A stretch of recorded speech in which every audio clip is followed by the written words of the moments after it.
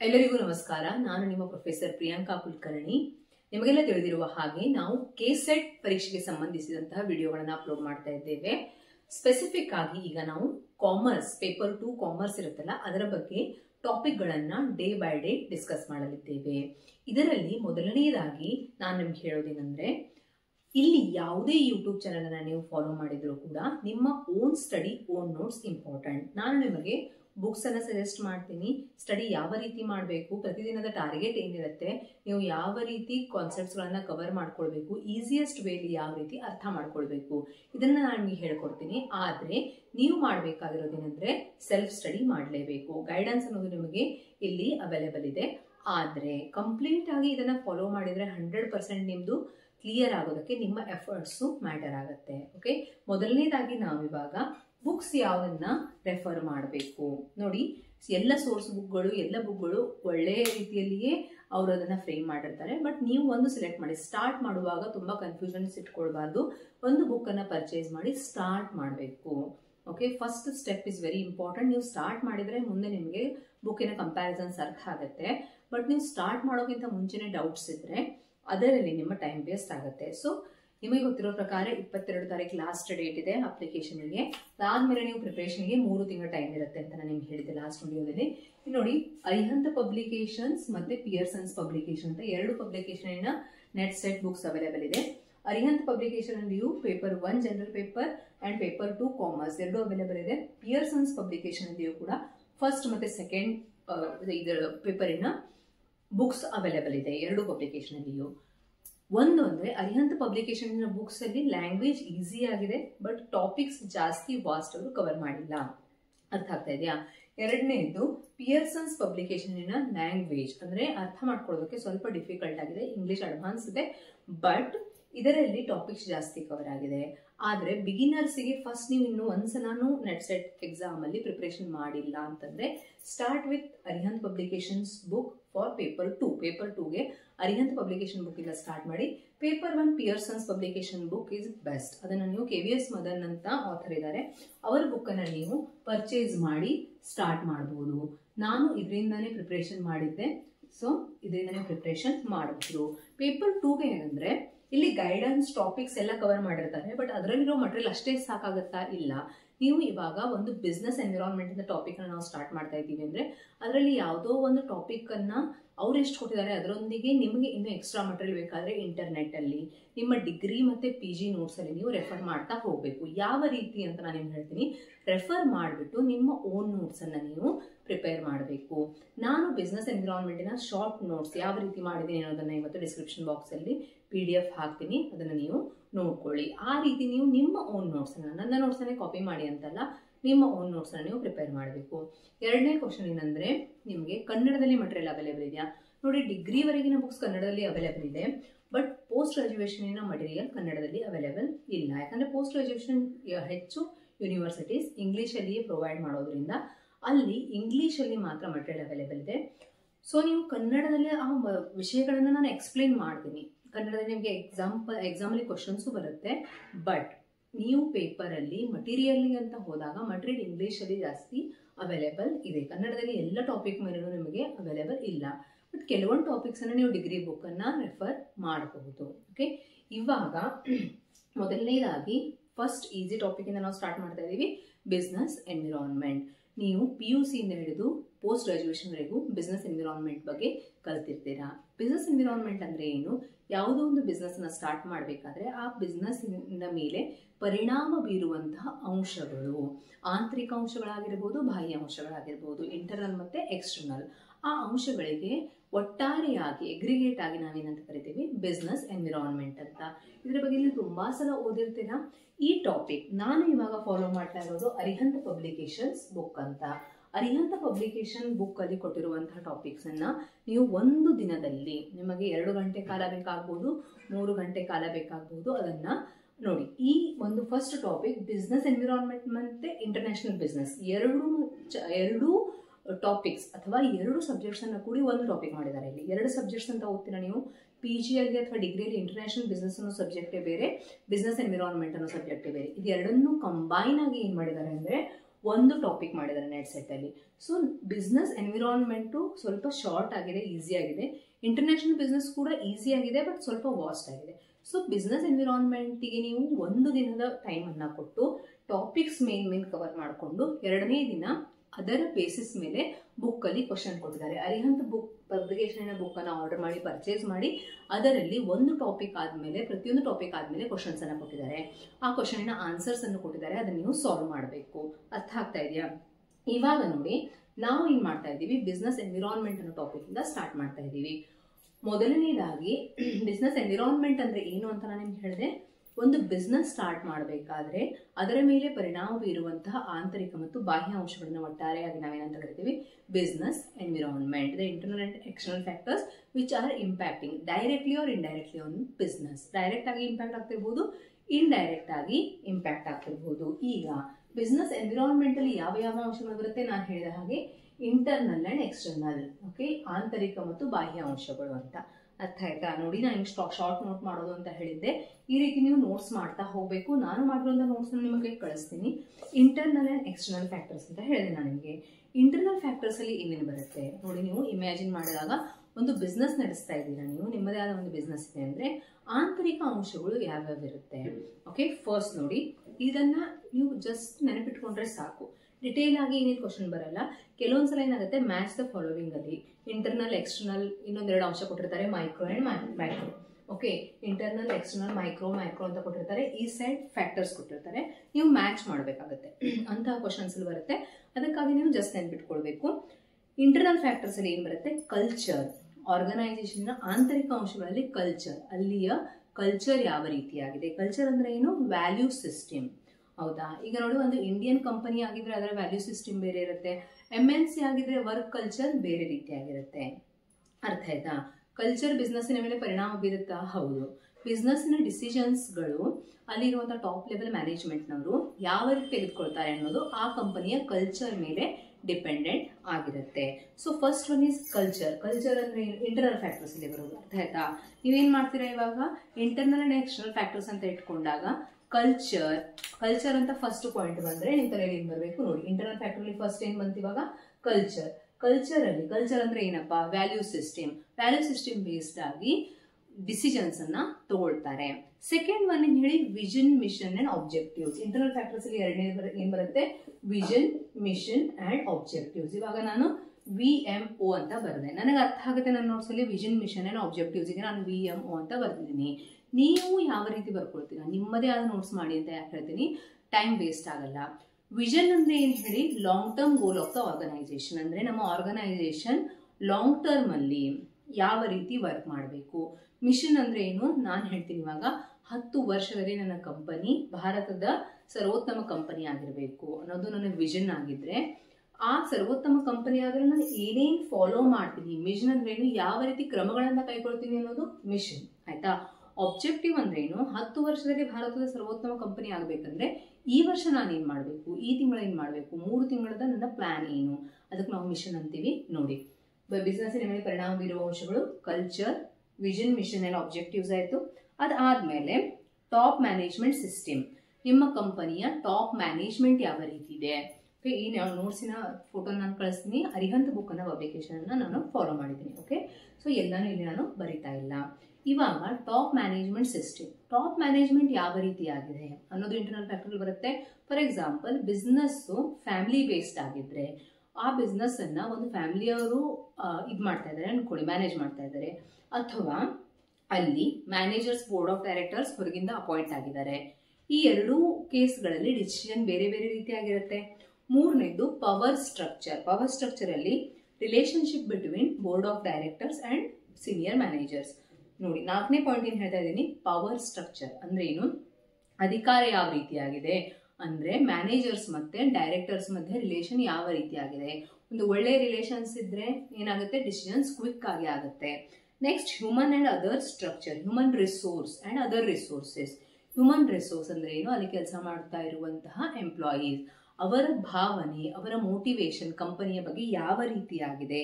ನೋಡಿ, ಕಮಿಟ್ಮೆಂಟ್, ಅದೇ ರೀತಿ ಕಾಂಪಿಟೆನ್ಸ್ ಅಂಡ್ ಮೋಟಿವೇಶನ್. ನೋಡಿ, real asset of business is human resource. ನಿಮ್ಮ ಬಿಸ್ನೆಸ್ಸಿನ ರಿಯಲ್ ಸ್ಟ್ರೆಂತ್ ಹ್ಯೂಮನ್ ರಿಸೋರ್ಸ್. ಯಾವತ್ತಿದ್ರು ನಿಮ್ಮ ಹ್ಯೂಮನ್ ರಿಸೋರ್ಸ್ ಮೋಟಿವೇಟ್ ಆಗಿದ್ರೆ, ಎಂಪ್ಲಾಯೀಸ್ ಮೋಟಿವೇಟೆಡ್ ಆಗಿದ್ರೆ ಯಾವ ರೀತಿ ಪ್ರೊಡಕ್ಷನ್ ಆಗುತ್ತೆ, ಅದೇ ರೀತಿ ಅವರು ನಿಮ್ಮ ಕಂಪನಿಯ ಬಗ್ಗೆ ಕೆಟ್ಟ ಅಂದ್ರೆ ಒಳ್ಳೆಯ ಭಾವನೆಯನ್ನು ಹೊಂದಿಲ್ಲ ಅಂದ್ರೆ ಯಾವ ರೀತಿ ಆಗಿರುತ್ತೆ. Next physical resources and technology. Physical resources ಅಂದ್ರೆ ಏನು, ಯಾವ ರೀತಿ ಕೆಪಾಸಿಟಿ ಇದೆ, ಮಷಿನ್ ಯಾವ ರೀತಿ ಯೂಸ್ ಮಾಡ್ತಾ ಇದ್ದೀರಾ, ಟೆಕ್ನಾಲಜಿ ಯಾವ ರೀತಿ ಇದೆ, ರಿಸರ್ಚ್ ಅಂಡ್ ಡೆವಲಪ್ಮೆಂಟ್ ಯಾವ ರೀತಿ ಇದೆ, ಇದೆಲ್ಲಾನು ಇದರಲ್ಲಿ ಬರುತ್ತೆ ಹೇಳಿ ಇಂಟರ್ನಲ್ ಫ್ಯಾಕ್ಟರ್ಲಿ. ಅದರೊಂದಿಗೆ ಕಂಪನಿಯ image and brand equity. Company image ಯಾವ ರೀತಿಯಾಗಿದೆ, ಒಳ್ಳೆಯ ಇಮೇಜ್ ಇದೆಯಾ, ಒಳ್ಳೆಯ ಬ್ರ್ಯಾಂಡ್ ಇದೆಯಾ, ಈ ಎಲ್ಲ ಅಂಶಗಳು ಆಂತರಿಕ ಅಂಶದಲ್ಲಿ ಬರುತ್ತೆ. ಇವಾಗ ಕ್ವಶನ್ ಯಾವ ರೀತಿ ಕೊಡ್ತಾರೆ ಮೇಡಮ್, ನಾ ಹೇಳಿದೆ ನಿಮಗೆ ಒಂದು ಮ್ಯಾಚ್ ದ ಫಾಲೋವಿಂಗ್ ಕೊಡ್ಬೋದು. ಇವಾಗ ಹೀ ಕೊಟ್ಟರು ಅಂದ್ಕೊಳ್ಳಿ, ಬ್ರ್ಯಾಂಡ್ ಇಕ್ವಿಟಿ ಅಂತ ಕೊಟ್ಟರು ಅಂದ್ರೆ ಈ ಸೈಡ್ ಇಂಟರ್ನಲ್ ಎನ್ವಿರಾನ್ಮೆಂಟ್ ಅಲ್ಲಿ ನೀವು ಮ್ಯಾಚ್ ಮಾಡಬೇಕು. ಆ ರೀತಿ ಕ್ವಶನ್ಸ್ ಬಂದಿರುತ್ತೆ. ನಾನು ಈಸಿ ಟಾಪಿಕ್ ಇಂದ ಸ್ಟಾರ್ಟ್ ಮಾಡ್ತಾ ಇದ್ದೀನಿ. ಓಕೆ, ಇದೇ ರೀತಿ ಈಸಿ ಕ್ವಶನ್ಸ್ ಇರುತ್ತಾ, ಇಲ್ಲ. 10% ಈಸಿ ಕ್ವಶನ್ಸ್ ಇರುತ್ತೆ, 20% ಮಾಡ್ರೇಟ್ ಇರುತ್ತೆ, 30% ಡಿಫಿಕಲ್ಟ್ ಇರ್ಬೋದು. ನಿಮ್ಮ ಪೇಪರ್ ಮೇಲೆ ಡಿಪೆಂಡ್ ಆಗಿರುತ್ತೆ. ಓಕೆ, ನೋಡಿ ಇವಾಗ ಇಂಟರ್ನಲ್ ಫ್ಯಾಕ್ಟರ್ನ ನಾವು ರಿವೈಸ್ ಮಾಡಿದಾಗ ನಮ್ಗೆ ಏನೇನು ಗೊತ್ತಾಯ್ತು. ಇಂಟರ್ನಲ್ ಫ್ಯಾಕ್ಟರ್ ಅಲ್ಲಿ ಒಂದು ಕಲ್ಚರ್, ಇಂಟರ್ನಲ್ ಫ್ಯಾಕ್ಟರ್ ಏನ್ ಬರುತ್ತೆ, ಕಲ್ಚರ್ ಯಾವ ರೀತಿಯಾಗಿದೆ, ಸಂಸ್ಕೃತಿ, ಆ ಕಂಪನಿಯ ಸಂಸ್ಕೃತಿ ಯಾವ ರೀತಿಯಾಗಿದೆ, ಅದೇ ರೀತಿ ವಿಷನ್, ಮಿಷನ್ ಅಂಡ್ ಆಬ್ಜೆಕ್ಟಿವ್ಸ್ ಯಾವ ರೀತಿಯಾಗಿದೆ, ಅದೇ ರೀತಿ ಟಾಪ್ ಮ್ಯಾನೇಜ್ಮೆಂಟ್, ಫ್ಯಾಮಿಲಿ ಅದನ್ನ ಬಿಸ್ನೆಸ್ ಅನ್ನ ಆರ್ಗನೈಸ್ ಮಾಡ್ತಾ ಇದೆಯಾ, ಮ್ಯಾನೇಜ್ ಮಾಡ್ತಾ ಇದೆಯಾ, ಅಥವಾ ಬೋರ್ಡ್ ಆಫ್ ಡೈರೆಕ್ಟರ್ಸ್ ಮತ್ತೆ ಮ್ಯಾನೇಜರ್ಸ್ ಅನ್ನ ಹೊರಗಿನಿಂದ ಅಪಾಯಿಂಟ್ ಮಾಡಿದಾರಾ, ಪ್ರೈವೇಟ್ ಕಂಪನಿನ ಅಥವಾ ಪಬ್ಲಿಕ್ ಕಂಪನಿನ ಅಂತ. ನೆಕ್ಸ್ಟ್ ಪವರ್ ಸ್ಟ್ರಕ್ಚರ್ ಅಂದ್ರೆ relationship between board of directors and top management. Human resource, ನಿಮ್ಮ ಹ್ಯೂಮನ್ ರಿಸೋರ್ಸ್ ಅಥವಾ ಎಂಪ್ಲಾಯೀಸ್ ಎಷ್ಟು ಮೋಟಿವೇಟೆಡ್ ಆಗಿದ್ದಾರೆ, ಫಿಸಿಕಲ್ ರಿಸೋರ್ಸಸ್, ಮಷಿನ್ಸ್ ಎಷ್ಟು ಒಳ್ಳೆಯ ಕೆಪಾಸಿಟಿಯನ್ನು ಹೊಂದಿದೆ, ಪ್ರೊಡಕ್ಷನ್ ಎಷ್ಟು ಚೆನ್ನಾಗಿ ಆಗ್ತಾ ಇದೆ, ಈ ಅಂಶಗಳು ಬರುತ್ತೆ. ರಿಸರ್ಚ್ ಅಂಡ್ ಡೆವಲಪ್ಮೆಂಟ್ ಬರುತ್ತೆ, ಕಂಪನಿ ಇಮೇಜ್ ಅಂಡ್ ಬ್ರ್ಯಾಂಡ್ ಬರುತ್ತೆ. ಈ ಎಲ್ಲ ಅಂಶಗಳಲ್ಲಿ ಬರುತ್ತೆ ಹೇಳಿ ಇಂಟರ್ನಲ್ ಫ್ಯಾಕ್ಟರ್ಸ್ ಅಲ್ಲಿ ಬರುತ್ತೆ. ಇವಾಗ ನಾವು ಬರ್ತಾ ಇರೋದು ಎಕ್ಸ್ಟರ್ನಲ್ ಫ್ಯಾಕ್ಟರ್ಸ್ಗೆ. ನೋಡಿ, ಎಕ್ಸ್ಟರ್ನಲ್ ಅಲ್ಲಿ ಮೈಕ್ರೋ ಅಂಡ್ ಮ್ಯಾಕ್ರೋ ಅಂತ. ಸೂಕ್ಷ್ಮ, ಮೈಕ್ರೋ ಅಂದ್ರೆ ಏನು ಹೇಳಿ ಸೂಕ್ಷ್ಮ, ಸಣ್ಣ ಸಣ್ಣ ಅಂಶಗಳು. ಮತ್ತೆ ಮ್ಯಾಕ್ರೋ ಅಂದ್ರೆ ಏನು, ಮೈಕ್ರೋಲಿ ಏನ್ ಬರುತ್ತೆ ಅಂದ್ರೆ ಆ ಅಂಶಗಳು ಸ್ಪೆಸಿಫಿಕ್ ಆಗಿ ನಿಮ್ಮ ಕಂಪನಿಗೆ ಮಾತ್ರ ಪರಿಣಾಮ ಬೀರ್ತಾ ಇರುತ್ತೆ. ಫಾರ್ ಎಕ್ಸಾಂಪಲ್, ನಿಮ್ಮ ಕಂಪನಿಯ ಎಂಪ್ಲಾಯೀಸ್, ನಿಮ್ಮ ಕಂಪನಿಯ ಕಸ್ಟಮರ್ಸ್, ಈ ರೀತಿ. ಮ್ಯಾಕ್ರೋ ಅಂದ್ರೆ ಏನು, ಆ ದೇಶದ ಇಕನಾಮಿಕ್ ಸಿಸ್ಟಮ್, ಆರ್ಥಿಕ ಸಿಸ್ಟಮ್ ಯಾವ ರೀತಿಯಾಗಿದೆ, ಆರ್ಥಿಕ ವ್ಯವಸ್ಥೆ ಯಾವ ರೀತಿಯಾಗಿದೆ, ಪೊಲಿಟಿಕಲ್ ಸಿಸ್ಟಮ್ ಹೌದಾ ಯಾವ ರೀತಿಯಾಗಿದೆ, ಹೀಗೆ ಅರ್ಥ ಮಾಡ್ಕೊಂಡು ಓದಬೇಕು. ಮೈಕ್ರೋ ಅಂದ್ರೆ ಏನು, ಸೂಕ್ಷ್ಮ ವಿಚಾರಗಳು. ಅದು ಯಾವುದು ಅಂದ್ರೆ ನಿಮ್ಮ ಕಂಪನಿಗೆ ಅದು ಪರಿಣಾಮ ಬೀರ್ತಿರುತ್ತೆ, ಬೇರೆ ಕಂಪನಿಗಳಿಗೆ ಅದು ಬೇರೆ ರೀತಿಯಾಗಿರುತ್ತೆ. ಅದೇ ಆರ್ಥಿಕ ವ್ಯವಸ್ಥೆ, ದೇಶದ ಆರ್ಥಿಕ ವ್ಯವಸ್ಥೆ ಎಲ್ಲ ಕಂಪನಿಗಳ ಮೇಲೆಯೂ ಪರಿಣಾಮ ಬೀರುತ್ತೆ, ಆ ರೀತಿ. ಓಕೆ, ಮೈಕ್ರೋ ಅಲ್ಲಿ ಯಾವ ಬರುತ್ತೆ ನೋಡಿ, ಸಪ್ಲೈಯರ್ಸ್. ಮೈಕ್ರೋ ಮತ್ತೆ ಮ್ಯಾಕ್ರೋ ನಾನು ಹೇಳ್ತಾ ಇರೋದು ಇಲ್ಲಿ. ಮೈಕ್ರೋ ಅಂದ್ರೆ ಏನು, ಸೂಕ್ಷ್ಮ, ನಾನು ಹೇಳಿದ ಹಾಗೆ. ಎಷ್ಟು ಈಸಿ ಆಗಿದೆ ನೋಡಿ. ಮೈಕ್ರೋ ಅಲ್ಲಿ ಏನೇನು ಬರುತ್ತೆ, suppliers, customers, intermediaries, competitors, public. ನಿಮ್ಮ ಕಂಪನಿಯ ಸಪ್ಲೈಯರ್ಸ್ ನಿಮ್ಮ ಕಂಪನಿಗೆ ಮಾತ್ರ ಸಪ್ಲೈ ಮಾಡ್ತಾ ಇರಬಹುದು, ಅಥವಾ ನಿಮ್ಮೊಂದಿಗೆ ಇನ್ನು ಸ್ವಲ್ಪ ಕಂಪನಿಗೆ ಸಪ್ಲೈ ಮಾಡ್ತಾ ಇರಬಹುದು. ಆದ್ರೆ ಸ್ಪೆಸಿಫಿಕ್ ಆಗಿರ್ತಾರೆ, ದೇಶದಲ್ಲಿರೋ ಎಲ್ಲಾ ಕಂಪನಿಗೆ ಅವರೇ ಸಪ್ಲೈಯರ್ಸ್, ಅವರು ಏನಾದ್ರು ಪಾಲಿಸಿ ಚೇಂಜ್ ಮಾಡಿದ್ರೆ ದೇಶದಲ್ಲಿರೋ ಎಲ್ಲಾ ಕಂಪನೀಸ್ಗೂ ಪರಿಣಾಮ ಆಗತ್ತಾ, ಇಲ್ಲ. ಕಸ್ಟಮರ್ಸ್, ನಿಮ್ಮ ಕಂಪನಿಯ ಕಸ್ಟಮರ್ಸ್ ಡಿಮಾಂಡ್ಸ್, ನಿಮ್ಮ ಕಂಪನಿಯ ಕಸ್ಟಮರ್ಸ್ ಸ್ಪೆಸಿಫಿಕೇಶನ್ಸ್ ನಿಮ್ಮ ಕಂಪನಿಗೆ ರಿಲೇಟೆಡ್. ಇಂಟರ್ಮೀಡಿಯರೀಸ್ ಅಂದ್ರೆ ಯಾರು ಹೇಳಿ, ಹೋಲ್ಸೇಲರ್ಸ್, ರಿಟೇಲರ್ಸ್. ಅದೇ ರೀತಿ ಕಾಂಪಿಟೇಟರ್ಸ್ ಅಂದ್ರೆ ನಿಮ್ಮ ಕಂಪನಿಗೆ ಯಾರು ಕಾಂಪಿಟೇಟರ್ಸ್ ಆಗಿದ್ದಾರೆ, ಪಬ್ಲಿಕ್ ಅಂದ್ರೆ ಜನರಲ್ ಪಬ್ಲಿಕ್, ಈ ರೀತಿ. ಇದೇನಂದ್ರೆ ಸ್ಪೆಸಿಫಿಕ್ ಆಗಿ ನಿಮ್ಮ ಕಂಪನಿಗೆ ಮಾತ್ರ ಸಂಬಂಧಿಸಿದಂತ ವಿಷಯ. ಅದೇ ಮ್ಯಾಕ್ರೋ ಅಂತ ಬಂದಾಗ ಏನಾಗುತ್ತೆ ಹೇಳಿ, ಆ ಒಂದು ಫ್ಯಾಕ್ಟರ್ಸ್ ಅಥವಾ ಅಂಶಗಳು ಎಲ್ಲ ಬಿಸ್ನೆಸ್ ಮೇಲೆ, ದೇಶದಲ್ಲಿರುವಂತಹ ಎಲ್ಲ ಬಿಸ್ನೆಸಸ್ ಮೇಲೆ ಪರಿಣಾಮ ಬೀರುತ್ತೆ. ಫಾರ್ ಎಕ್ಸಾಂಪಲ್, ಇಕನಾಮಿಕ್, ಆರ್ಥಿಕ ವ್ಯವಸ್ಥೆ, ಪೊಲಿಟಿಕಲ್. ನೋಡಿ, ನೀವು ಇವಾಗ ಕನ್ಫ್ಯೂಷನೇ ಇಲ್ಲ. ಇವಾಗ ಕೊಟ್ರು ಅನ್ಕೊಳ್ಳಿ, ಸಪ್ಲೈಯರ್ಸ್ ಎದರಲ್ಲಿ ಬರುತ್ತೆ, ಮೈಕ್ರೋ ಅಲ್ಲಿ ಬರುತ್ತಾ, ಮ್ಯಾಕ್ರೋ ಅಲ್ಲಿ ಬರುತ್ತಾ. ಸಪ್ಲೈಯರ್ಸ್ ಅನ್ನೋದು ಮೈಕ್ರೋ ಅಲ್ಲಿ ಬರುತ್ತೆ, ನಿಮ್ಗೆ ಇಮಿಡಿಯೇಟ್ ಆಗಿ ಅರ್ಥ ಆಗುತ್ತೆ. ಈ ರೀತಿ ನೀವು ಫಾಸ್ಟ್ ಆಗಿ ಓದ್ಕೊಂಡು ನಿಮ್ಮ ಓನ್ ನೋಟ್ಸ್ ಅನ್ನ ಮಾಡ್ಕೊಂಡು ಹೋಗ್ಬೇಕು. ಅದರೊಂದಿಗೆ ಕ್ವಶನ್ಸ್ ಅನ್ನ ಸಾಲ್ವ್ ಮಾಡಬೇಕು. ಅರ್ಥ ಆಗ್ತಾ ಇದೆಯಾ? ಇವಾಗ ಮ್ಯಾಕ್ರೋ ಫ್ಯಾಕ್ಟರ್ಸ್ ಅಲ್ಲಿ ಏನ್ ಬರುತ್ತೆ ನೋಡಿ, ಯಾವಾಗ ಬರುತ್ತೆ. ಇಲ್ಲಿ ನಾನು ಇಕನಾಮಿಕ್ ಎನ್ವಿರಾನ್ಮೆಂಟ್ ಅಂತ ಒಂದು ಬರೆದಿದ್ದೀನಿ, ಯಾಕಂದ್ರೆ ಇದ್ರ ಬಗ್ಗೆ ಡಿಟೇಲ್ ಆಗಿ ನಾವು ಓದಿರ್ತೇವೆ, ಅದರಿಂದ ಕ್ವಶನ್ಸ್ ಜಾಸ್ತಿ ಬರುತ್ತೆ. ನೋಡಿ, ಮ್ಯಾಕ್ರೋ ಅಲ್ಲಿ ಯಾವಾಗ ಬರುತ್ತೆ, ಇಕನಾಮಿಕ್ ಎನ್ವಿರಾನ್ಮೆಂಟ್, ದೇಶದ ಆರ್ಥಿಕ ವ್ಯವಸ್ಥೆ, ಪೊಲಿಟಿಕಲ್ ಅಂದ್ರೆ ದೇಶದ ರಾಜಕೀಯ ವ್ಯವಸ್ಥೆ, ಸೋಶಿಯೋ ಕಲ್ಚರಲ್ ಸಾಮಾಜಿಕ ವ್ಯವಸ್ಥೆ ಯಾವ ರೀತಿಯಾಗಿದೆ, ಸಂಸ್ಕೃತಿ ಯಾವ ರೀತಿಯಾಗಿದೆ, ಟೆಕ್ನಾಲಜಿ ಅಂದ್ರೆ ದೇಶ ಟೆಕ್ನಾಲಜಿಕಲ್ ಲೆವೆಲ್ ಅಲ್ಲಿ ಯಾವ ರೀತಿ ಮುಂದುವರಿತಾ ಇದೆ.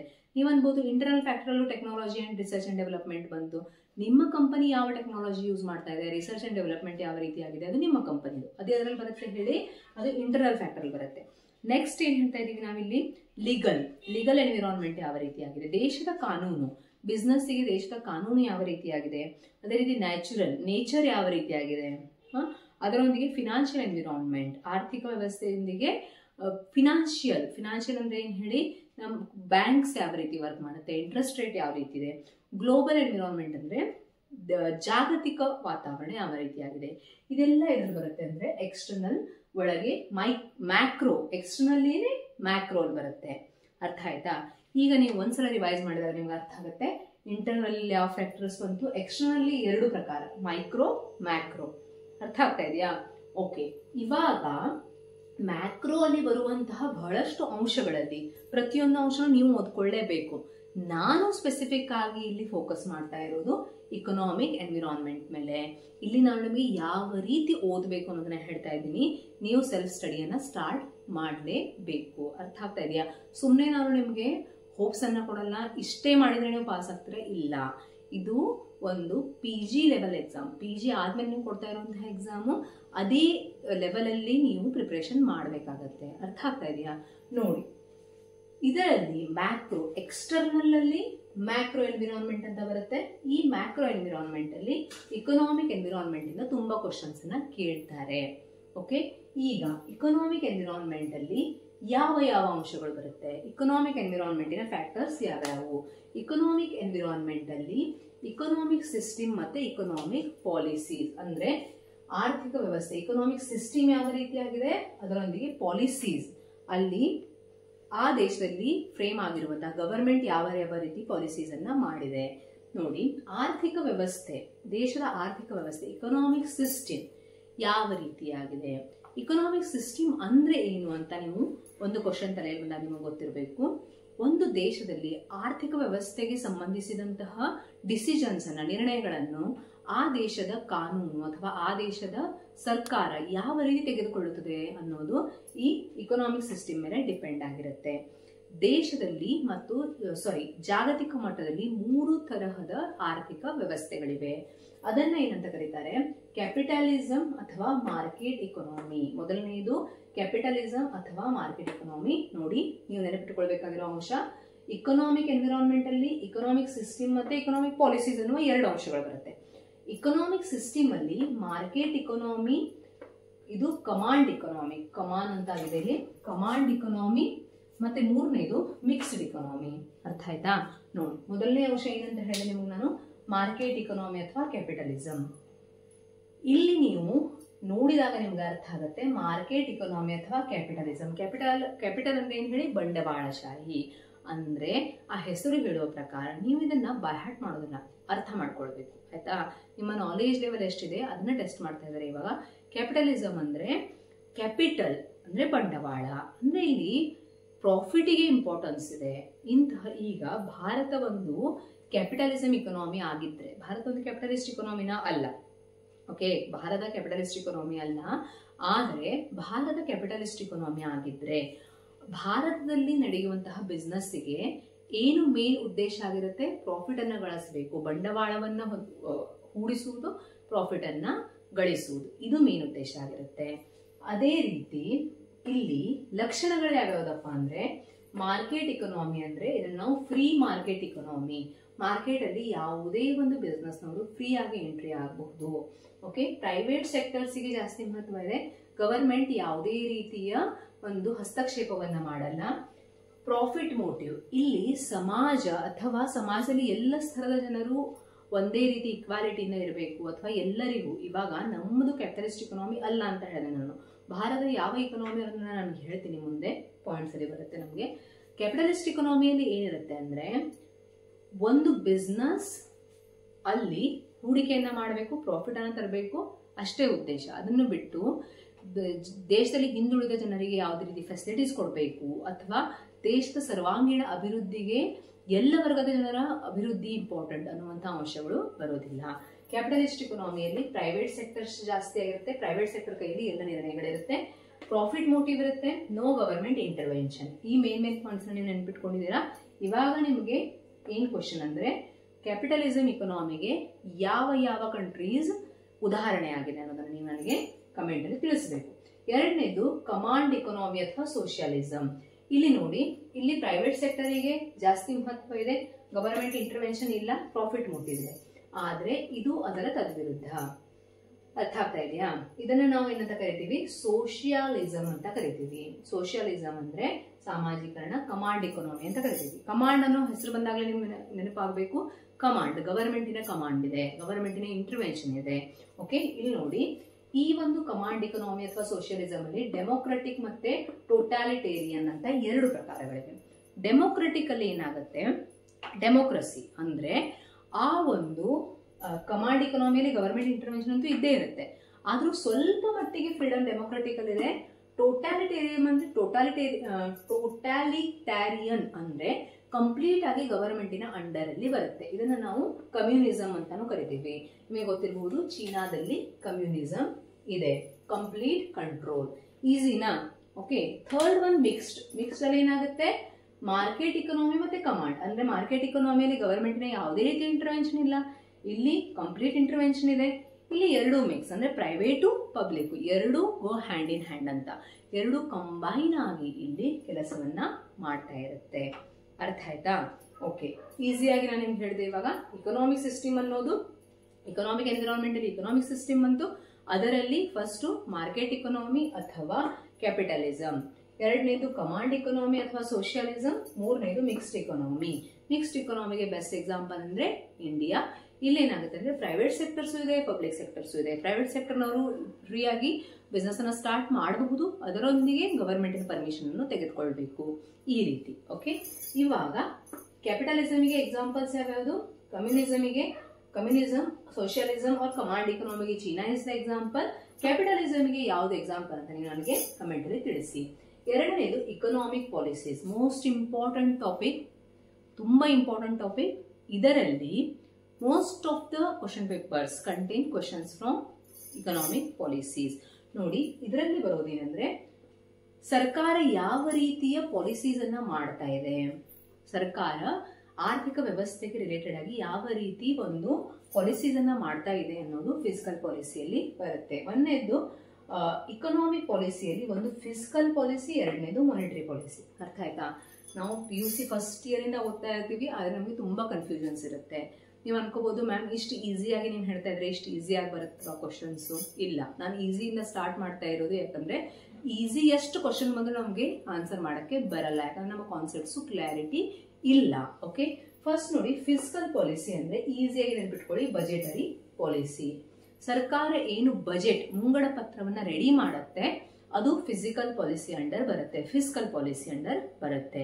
ಬಜೆಟ್ ಮುಂಗಡ ಪತ್ರದಲ್ಲಿ ಏನ್ ಮಾಡ್ತಾರೆ ಹೇಳಿ? ದೇಶಕ್ಕೆ ಆದಾಯ ಯಾವ ಮೂಲಗಳಿಂದ ಬರ್ತಾ ಇದೆ, ಬಂದಂತಹ ಆದಾಯವನ್ನ ಯಾವ ಯಾವ ಮೂಲಗಳಲ್ಲಿ ನಾವು ಹೂಡಿಕೆ ಮಾಡಬೇಕು ಅನ್ನೋದೇ ಬಜೆಟ್.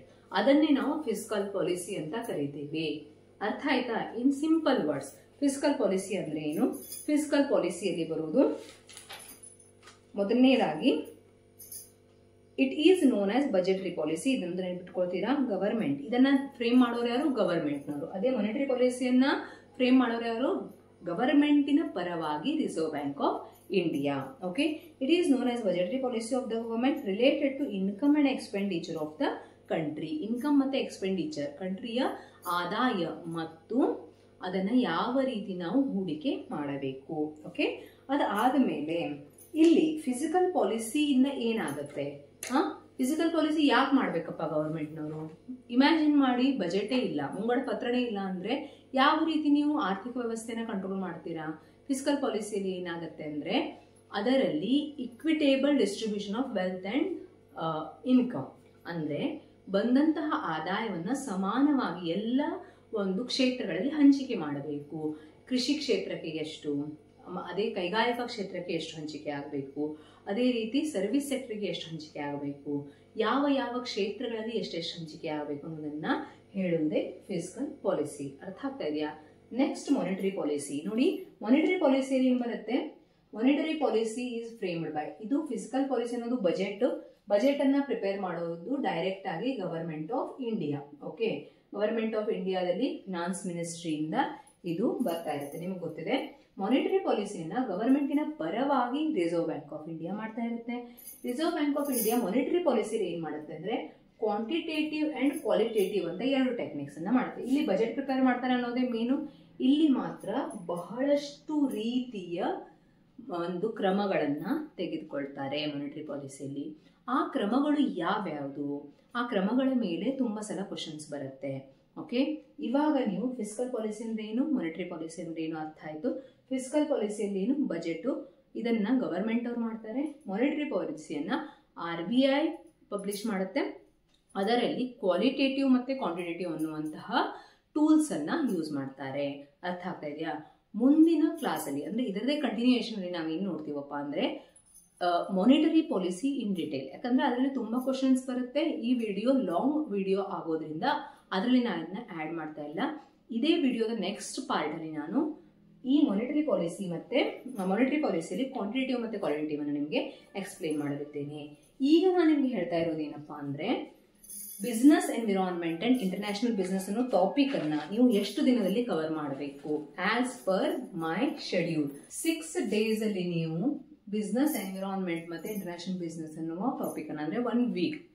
ಓಕೆ, 1 week ಅಲ್ಲಿ ನೀವು ಈ ಟಾಪಿಕ್ ಅನ್ನ ಕವರ್ ಮಾಡಬೇಕು. ಯಾವ ರೀತಿ ಅಂದ್ರೆ ನಾನು ಹೇಳಿರುವ ಹಾಗೆ ಅರಿಹಂತ್ ಪಬ್ಲಿಕೇಶನ್ ಬುಕ್ ಅಲ್ಲಿರುವಂತಹ ಕಂಟೆಂಟ್ ಅನ್ನ ನಾನು ಬೇಸ್ಡ್ ಆಗಿ ಇಟ್ಕೊಂಡು ಅದರೊಂದಿಗೆ ನೀವು ಏನ್ ಆಡ್ ಮಾಡಬೇಕು ಹೇಳಿ, ನಿಮ್ಮ ಡಿಗ್ರಿ ಮತ್ತೆ PG ಬುಕ್ಸ್ ಅನ್ನ ಹತ್ರ ಇಟ್ಕೊಳ್ಬೇಕು. ಮತ್ತೆ ಯಾವ ಟಾಪಿಕ್ ಕ್ಲಿಯರ್ ಆಗಲ್ಲ ಇಂಟರ್ನೆಟ್ ಇಂದಾನು ಬ್ರೌಸ್ ಮಾಡಿ ನೀವು ಕ್ಲಾರಿಟಿ ತಗೊಳ್ಬೇಕು. ಫಸ್ಟ್ ನೀವೇನ್ ಮಾಡ್ತೀರಾ, ಒಂದು ದಿನದಲ್ಲಿ BE ಇಂಪಾರ್ಟೆಂಟ್ ಟಾಪಿಕ್ಸ್ ಅನ್ನ ಕವರ್ ಮಾಡ್ತೀರಾ. 2ನೇ ದಿನ ಇದರ ರಿಲೇಟೆಡ್ ಕ್ವಶನ್ಸ್ ಅನ್ನ ಸಾಲ್ವ್ ಮಾಡ್ಕೊಳ್ತೀರಾ. ಕ್ವಶನ್ಸ್ ಅಲ್ಲಿ ಕ್ವಶನ್ ಪೇಪರ್ ಮಾಡೆಲ್ ಕ್ವಶನ್ಸ್ ಕೊಟ್ಟಿದ್ದಾರೆ, ಅದರೊಂದಿಗೆ ಬುಕ್ ಅಲ್ಲಿ ಪ್ರೀವಿಯಸ್ ಇಯರ್ ಕ್ವಶನ್ಸ್ ಅನ್ನು ಕೊಟ್ಟಿದ್ದಾರೆ, ಅದನ್ನು ನೀವು ಸಾಲ್ವ್ ಮಾಡಬೇಕು. 2ನೇ ದಿನ ನೀವೇನ್ ಮಾಡ್ಬೇಕಪ್ಪ ಅಂದ್ರೆ concepts of IB and question based on IB. Okay, 3ನೇ ದಿನ concepts on IB and questions. Okay, ಇದು ಎರಡನ್ನು ನೀವು 3ನೇ ದಿನ ಕವರ್ ಮಾಡ್ತೀರಾ. ಈ ಟಾಪಿಕ್ಸ್ ಎಲ್ಲಿ ಸಿಗುತ್ತೆ ಮ್ಯಾಮ್? ಅರಿಹಂತ್ ಪಬ್ಲಿಕೇಶನ್ ಬುಕ್ ಅಲ್ಲಿ ಇದೇ ರೀತಿ ಹೆಡ್ಡಿಂಗ್ಸ್ ಕೊಟ್ಟಿದ್ದಾರೆ, ಅದನ್ನೇ ನಾನು ಫಾಲೋ ಮಾಡಿ ನಿಮಗೆ ಹೇಳ್ತಾ ಇರೋದು. ನೆಕ್ಸ್ಟ್ ಏನ್ ಹೇಳ್ತಾ ಇದ್ದಾರೆ, foreign direct investment and BPO. 4th day foreign direct investment and balance of payment. ಈ ಟಾಪಿಕ್ ಅನ್ನ ಕವರ್ ಮಾಡ್ತೀರಾ. ಅದರ ರಿಲೇಟೆಡ್ ಕ್ವಶನ್ಸ್ ಅನ್ನು ಅದೇ ದಿನ ಮುಗಿಸ್ಬೇಕು ನೀವು. Next regional economic integration and WTO. Regional economic integration and WTO. ಇದೇ ರೀತಿ ಹೆಡ್ಡಿಂಗ್ ಟಾಪಿಕ್ ಗಳು ನಿಮಗೆ ಅರಿಹಂತ ಪಬ್ಲಿಕೇಶನ್ ಅಲ್ಲಿ ಸಿಗುತ್ತೆ. ಆ ಟಾಪಿಕ್ ಗಳನ್ನ ನೀವೇನ್ ಮಾಡ್ಬೇಕಪ್ಪ ಅಂದ್ರೆ ಅಲ್ಲಿ ಪ್ರಿಪರೇಷನ್ ಮಾಡಿಕೊಂಡು ಅದರ ರಿಲೇಟೆಡ್ ಕ್ವಶನ್ಸ್ ಅನ್ನ ನೀವು ಸಾಲ್ವ್ ಮಾಡಬೇಕು. ಅರ್ಥ ಆಗ್ತಾ ಇದೆಯಾ? ನಾನು ಇದೊಂದು 6 days ಶೆಡ್ಯೂಲ್ ಅನ್ನ 5 days ಶೆಡ್ಯೂಲ್ 6th ಡೇಗೆ ನಾನೇನ್ ಹೇಳಿದೀನಿ ಅಂದ್ರೆ ಎಲ್ಲ ಟಾಪಿಕ್ಸ್ ಇಲ್ಲಿವರೆಗೂ ನೀವು ಓದಿರುವಂತಹ ಟಾಪಿಕ್ಸ್ ಅನ್ನ ಫಸ್ಟ್ ಚಾಪ್ಟರ್ ಟಾಪಿಕ್ಸ್ ಅನ್ನ ನೀವು ಏನ್ ಮಾಡ್ತೀರಾ ಅಂದ್ರೆ ರಿವೈಸ್ ಮಾಡ್ತೀರಾ. ಓಕೆ, BE ಓದ್ತೀರಾ ಫಸ್ಟ್ ಡೇ. ಇದು ಸ್ವಲ್ಪ ಒಂದೇ ದಿನದಲ್ಲಿ ಕವರ್ ಮಾಡೋದ್ರಿಂದ 2 ದಿನ ನಿಮಗೆ ಕೊಟ್ಟಿದ್ದೀನಿ ನಾನು ಕ್ವಶನ್ ಸಾಲ್ವ್ ಮಾಡೋದಕ್ಕೆ. ಆಮೇಲೆ ಕಾನ್ಸೆಪ್ಟ್ಸ್ ಆನ್ IB ಕ್ವಶನ್ಸ್ ಅನ್ನ ಕವರ್ ಮಾಡ್ಕೊಳ್ಬೇಕು. FDI ಅಂಡ್ BPO ಅನ್ನ ಕವರ್ ಮಾಡಬೇಕು. Regional economic integration and WTO. 6ನೇ ದಿನ ಓದಿರೋ ಎಲ್ಲದನ್ನು ಇನ್ನೊಂದ್ಸಲ ನಿಮ್ಮ ಶಾರ್ಟ್ ನೋಟ್ಸ್ ಅನ್ನ ನೋಡಿ ನೀವು ರಿವೈಸ್ ಮಾಡ್ಕೊಳ್ಬೇಕು. ಅರ್ಥ ಆಗ್ತಾ ಇದೆಯಾ? ಈ ರೀತಿ ನೀವು ಒಂದು ವಾರದಲ್ಲಿ ಒಂದು ಟಾಪಿಕ್ ಅನ್ನ ಕವರ್ ಮಾಡ್ತಾ ಹೋದ್ರೆ ಒಂದು ಚಾಪ್ಟರ್ ನ ಈಸಿಯಾಗಿ 2 ತಿಂಗಳಲ್ಲಿ ಕಟ್ ಆಫ್ ಅನ್ನ ನೀವು 3 ತಿಂಗಳಲ್ಲಿ ಕಟ್ ಆಫ್ ಅನ್ನ ನೀವು ಕ್ಲಿಯರ್ ಮಾಡಬಹುದು. ಧನ್ಯವಾದಗಳು. ಮುಂದಿನ ತರಗತಿಯಲ್ಲಿ ಮಾನಿಟರಿ ಪಾಲಿಸಿಯನ್ನ ಇನ್ ಡಿಟೇಲ್ ಆಗಿ ಸ್ಟಡಿ ಮಾಡೋಣ.